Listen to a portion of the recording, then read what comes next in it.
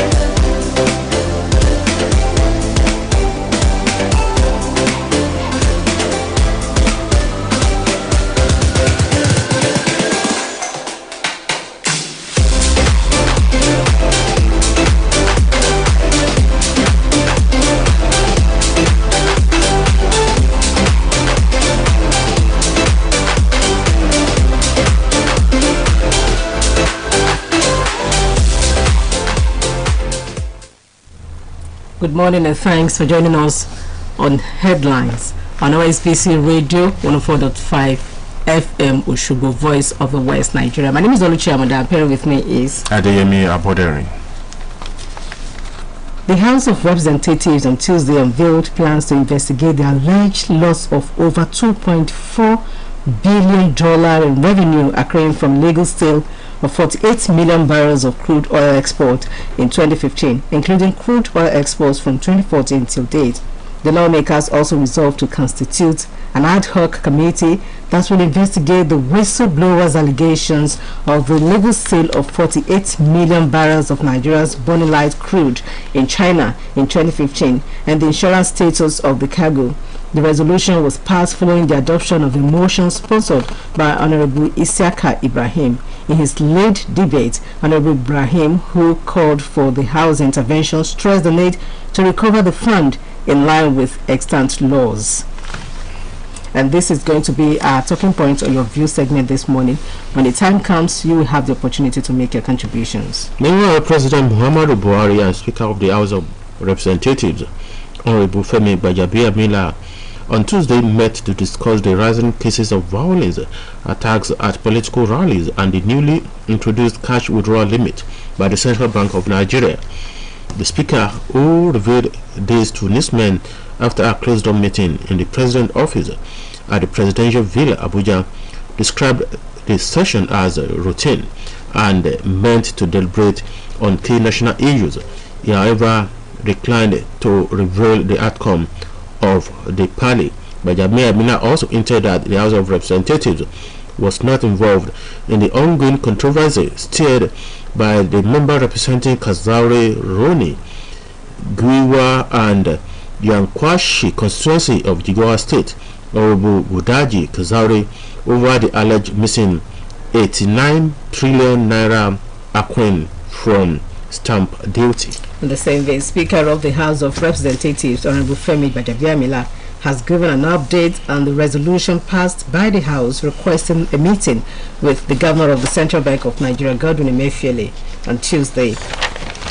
Gbajabiamila observed that a letter from the CBN was addressed to the Clerk of the House of Representatives, Dr. Yahaya Danzavia, since he was the one who wrote the invitation letter.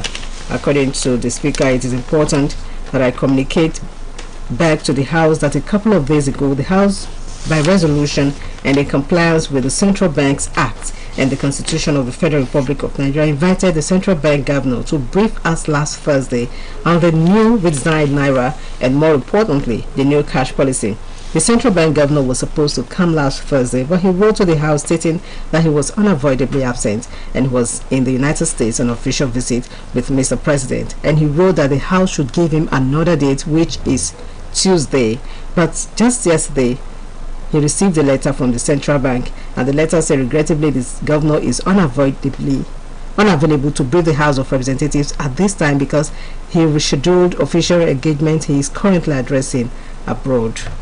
The Senate, at its sitting on Tuesday, confirmed the appointment of Special Assistant on News Media to President Muhammadu Buhari, Loretta Onochi, as chairman of the board of the Niger Delta Development Commission, along with those of managing director, executive directors, and members of the commission.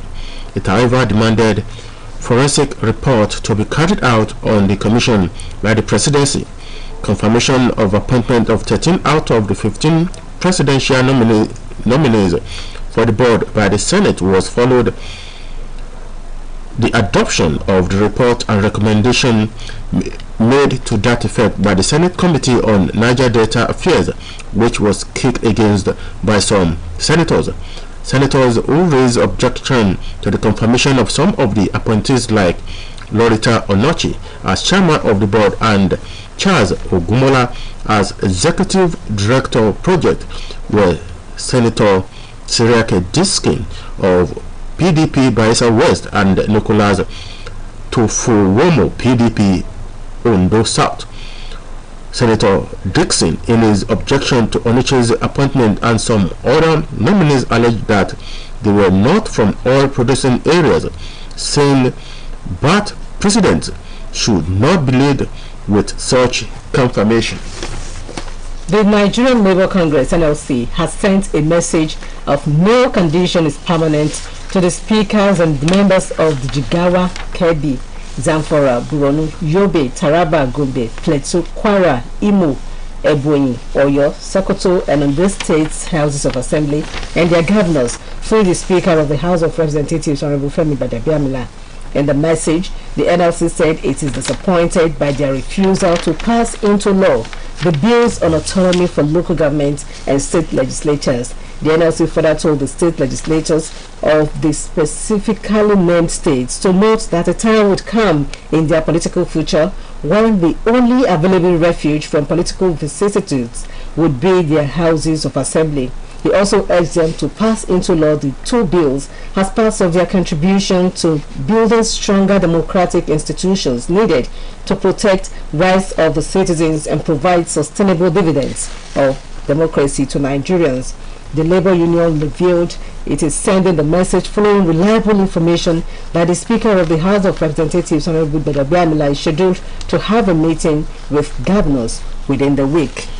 Leading rights lawyer Mr. Femi Falana on Tuesday addressed the controversial move by the nation's secret police to arrest and detain the embattled governor of the Central Bank of Nigeria, Godwin Emefiele. In a statement titled Lessons from Emefiele's Case and signed by him, the senior advocate of Nigeria in one breath hailed the Chief Judge of the Federal High Court, John Tosho, for refusing the request, and in another asked the leadership of the judiciary to evolve a standard practice using the Emefiele's case.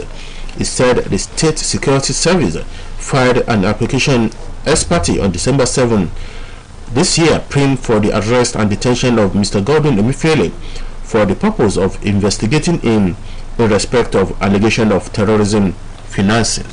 The World Bank has expressed concern over the economic impact of the recent Naira redesign on Nigerian households and businesses.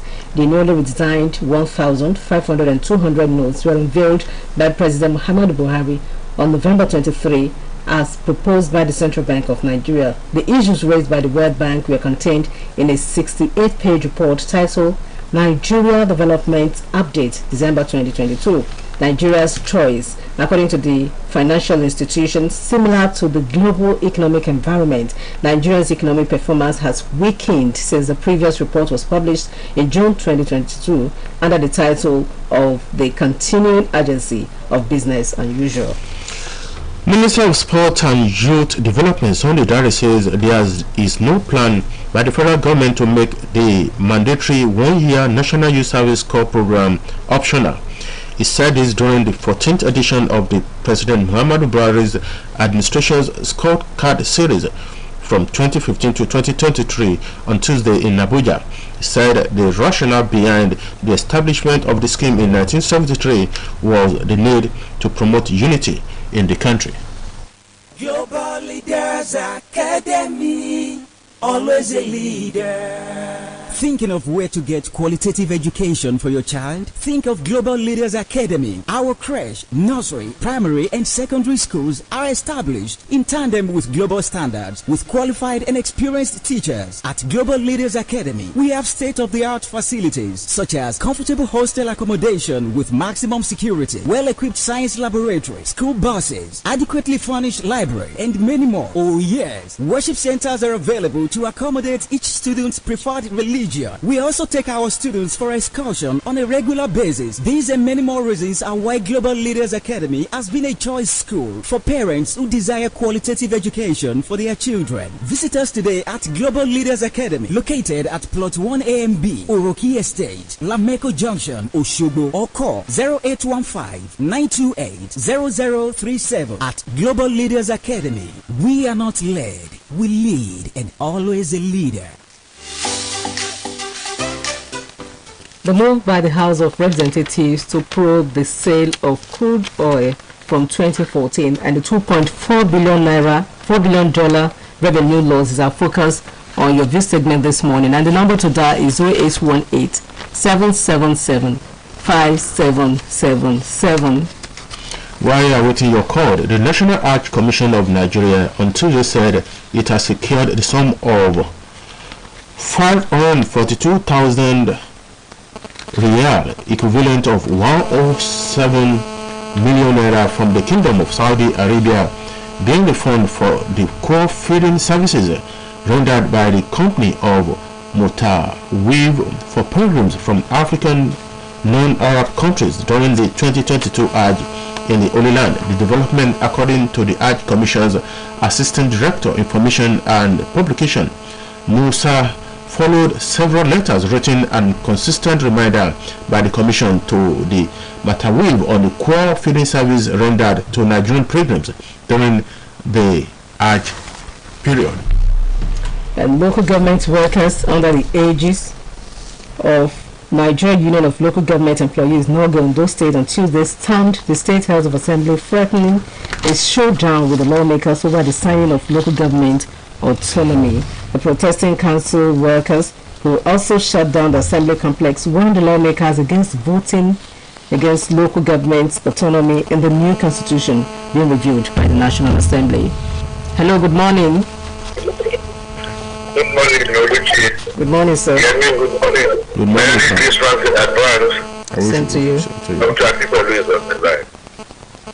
Well, thank God the elephants, the giant elephants are waking up now. I know they will have started the work since. So it's a welcome idea that they are going to look into the books and see how we lost that sum of money. Thank you very much.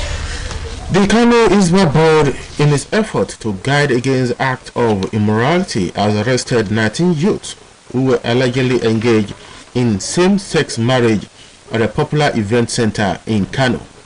The Kano Isba Board was established by the state government in 2003, saddled with the responsibility of curbing acts of immorality among the people in the state, most especially the Muslims. According to the Commander General of the board, Dr. Arun Mohammed Sani Ibn Sina, the arrest was made after a report from a Good Samaritan who informed the agency about the same-sex marriage. Benin monarch Oba Warwick II has challenged electricity distribution companies in Nigeria to strengthen their research and development capacity in order to arrive at a solution to the various problems associated with the power sector value chain. The traditional ruler said the country's electricity problem can be ameliorated if players in the industry are solution-driven. The first-class traditional ruler explained that the economic uncertainty caused by the free fall of the country's currency to the dollar, as well as the high cost of diesel, is taking a toll on businesses and manufacturing sector in Nigeria, thereby pushing citizens, especially the downtrodden, to the extreme. The chairman and chief executive officer of the National Drug Law Enforcement Agency, NDLEA, Brigadier General Muhammad Marwa, retired, has said that the agency has in 22 months seized over 100 million pieces of pharmaceutical opioid tramadol that could have impacted negatively the youth population and national productivity in the country. The NDLEA boss stated this during the command's awards, commendations and decoration of newly promoted officers at the agency's national headquarters in Abuja. He said with the period under review, the agency arrested 23,907 drug traffickers, including 29 barons.